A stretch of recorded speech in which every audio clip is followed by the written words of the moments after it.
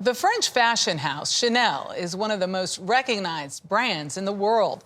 Opening her first shop in 1910, its founder, designer Gabrielle Coco Chanel, has been credited with changing the way women dressed forever. Now London's Victoria and Albert Museum is holding a major sold-out retrospective on Chanel's life and designs. As Holly Williams found out, amid the style, the designer's life was one of massive contradictions, from Nazi collaboration and anti-Semitism to assisting the French resistance. It's a name that for more than a century has been synonymous with glamour and celebrity, with understated luxury. The height of chic for evening wear as a hostess or on the town. And above all, with French chic. Are you wearing the Chanel boots? Yeah, I am. You look good. Even if you're not a fashionista, the designs of the House of Chanel have become so iconic they may have entered your consciousness.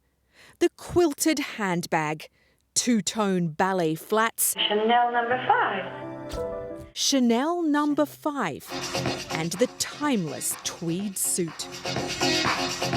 We think of this as being very classic.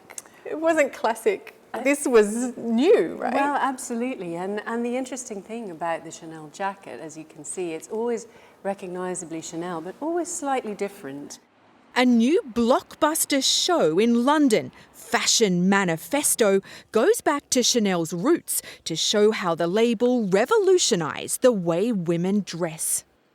So this is, I'm guessing, the little black dress.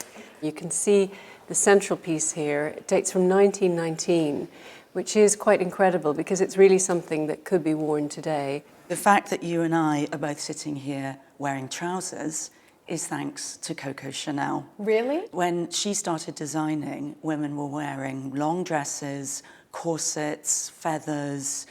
They were literally constrained by the clothes that they wore, and Chanel gave them freedom. Justine Picardy is a fashion historian who wrote a book about the woman behind the brand, the late Coco Chanel.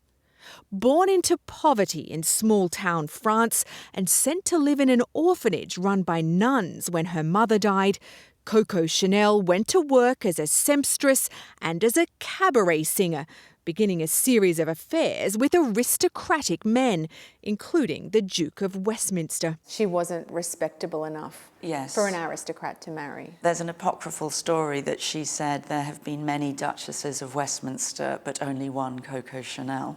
What extraordinary self-possession to say something like that. She also had the courage to launch her own business at a time when the odds were stacked against her. When she started her career in 1909, 1910, women still didn't have the right to vote in France. They didn't get the right to vote until 1945.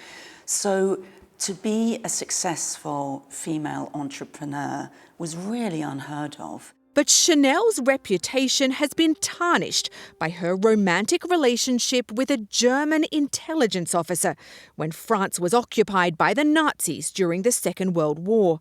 She also tried to use Nazi laws to strip her Jewish business partners of their assets.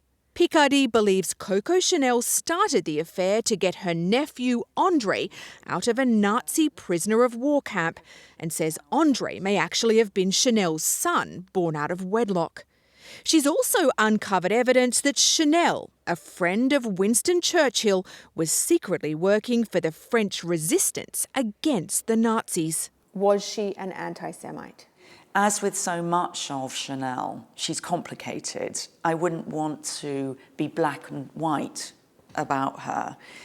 You know, she said some terrible things, but I can say, hand on heart, she was not a Nazi. Whatever the truth of Chanel's Nazi connections, her impact on fashion is unquestionable. After her death in 1971, the house she established lived on and has kept evolving. That famous logo, an entwined pair of C's, has branded everything from surfboards to motorbike helmets. There's always, the CC logo, probably one of the most recognizable logos on the planet.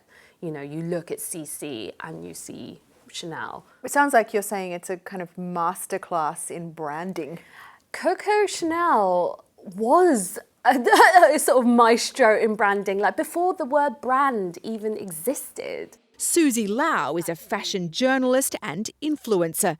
In recent years, she told us, Chanel has found a massive new market in Asia, where it now earns more than half of its revenue. There'll be vintage shops in Japan and Korea which are just dedicated to Chanel, particularly rare items of Chanel, and the prices are like eye-watering. They would be 3 or 4 times what they were in the store. Does that mean that it's art?